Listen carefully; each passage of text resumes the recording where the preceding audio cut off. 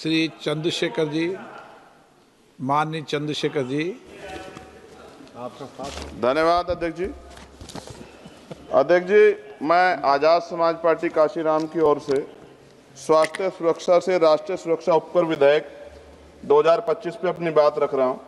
यह विधेयक जितना बड़ा नाम लेकर आया है उतने ही बड़े सवाल साथ लाया है। इस बिल का उद्देश्य राष्ट्रीय सुरक्षा और लोक स्वास्थ्य को सुदृढ़ करना बताया गया है, लेकिन इसकी संरचना, प्रावधान और भाषा में भारी अस्पष्टता है। अतिशक्तियां और राजस्व वसूली की प्रवृत्ति स्पष्ट रूप से दिखाई देती है। विधेयक का उद्देश्य स्पष्ट नहीं है, नाम बड़ा और दिशा धुंधली। सरकार कहती है कि उपकर राष्ट्रीय सुरक्षा और लोक स्वास्थ्य पर व्यय को पूरा करेगा, लेकिन कौन सी राष्ट्रीय सुरक्षा परियोजना, कौन सा स्वास्थ्य कार्यक्रम, कितना फंड किस योजना को मिलेगा, किस मंत्रालय को कितना आवंटन होगा, विधेयक में एक भी ठोस उल्लेख नहीं। इससे यह उपकर विषय वस्तु के बिना नाम मात्र का कर बनकर रह जाता है। अध्यक्ष जी, विधेयक स्पष्ट कहता है कि उपकर का पैसा कंसोलिडेटेड फंड और ऑफ इंडिया में जमा होगा। इसका अर्थ है पैसा किसी भी सामान्य सरकारी खर्च में मोड़ा जा सकता है। ना संसद में स्पष्ट हिसाब मिलेगा, ना जनता को पता चलेगा कि स्वास्थ्य या सुरक्षा में कितना पैसा लगा है। यदि पैसा कहीं भी जा सकता है तो इस उपकर का नाम स्वास्थ्य सुरक्षा क्यों? उत्पादन आधारित उपकर, उद्योग पर भारी प्रहार। इस बिल में मशीनों की क्षमता और उत्पादन पर उपकर लगाया जाएगा। इतना भारी उपकर छोटे उद्योग को समाप्त करेगा, मध्यम उद्योग को अस्थिर करेगा, लाखों परिवारों की आजीविका खतरे में पड़ेगी, उत्पादकों पर अनुचित आर्थिक दबाव पड़ेगा। क्या सरकार उत्पादन और उद्यमियों को दंडित करना चाहती है बिल लाकर? क्या अधिकारियों को अत्यधिक सख्त या भ्रष्टाचार का खतरा दोगुना? विधेयक में तलाशी, जब्ती, छापे, निरीक्षण, गिरफ्तारी और सख्त ऑडिट के विशाल अधिकार संयुक्त आयुक्त स्तर के अधिकारियों को दिए गए हैं। इससे अधिक शक्तियों से दमनकारी कर वसूली बढ़ेगी, व्यवसायी भय में काम करेंगे, भ्रष्टाचार और रेंट स्कीम को बढ़ावा मिलेगा। इतिहास गवाह है, कभी अत्यधिक दमन से न अनुपालन बढ़ता, न राजस्व। अवैध छुपा हुआ भूमिगत उत्पादन बढ़ेगा। जब मशीन की क्षमता पर भारी उपकर लगाया जाएगा तो उद्योग उत्पादन छुपाएंगे, अवैध यूनिटें चलाएंगे, अंडरग्राउंड फैक्ट्रियां बढ़ेंगी, काला बाजार मजबूत होगा और WHO के अनुसार GST सेस बढ़ने के बाद अवैध बाजार में 13,000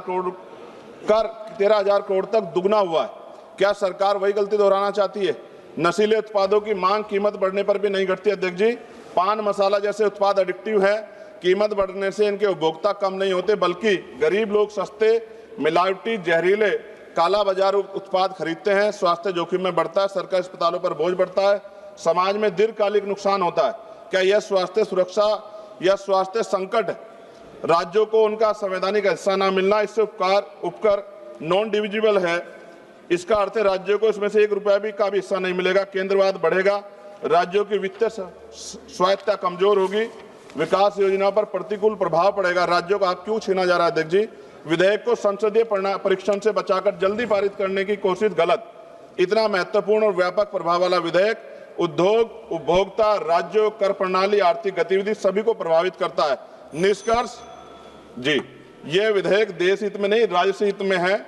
और माननीय अध्यक्ष जी, सभी तथ्यों को देखते हुए स्पष्ट है, ये विधेयक अस्पष्ट है, अनियंत्रित है, शक्तियां देता है, उद्योग विरोधी है, अवैध बाजार बढ़ाएगा, गरीबों को नुकसान पहुंचाएगा, राज्यों के अधिकार छीनता है और उपकर प्रणाली को अविश्वसनीय बनाता है। हमारी स्पष्ट मांग है, विधेयक को तत्काल प्रवर समिति स्टैंडिंग कमेटी को भेजा जाए, उपकर की दर, उपयोग और पारदर्शक ठोस प्रावधान शामिल किया जाए, कर अधिकारियों की शक्तियों को सीमित और जवाबदेह बनाया जाए, उपकर राष्ट्रीय स्वास्थ्य व राष्ट्रीय सुरक्षा पर व्यय हो, इसका कानूनी प्रावधान अनिवार्य किया जाए। इन्हीं शर्तों के साथ इस बिल का मैं विरोध कर संशोधन सहित पुनर्विचार की मांग करता हूं। अध्यक्ष जी, अंत में इस बिल को पढ़कर मुझे ऐसा लग रहा है कि देश की सुरक्षा में अब अत्याधुनिक हथियारों की नहीं, पान मसालों की ज्यादा जरूरत है। और हर चौराहे पे खड़े होने वाला व्यक्ति कहेगा कि देश की सुरक्षा में सबसे बड़ा योगदान उसका है। धन्यवाद अध्यक्ष जी। जय भीम, जय भारत, जय संविधान।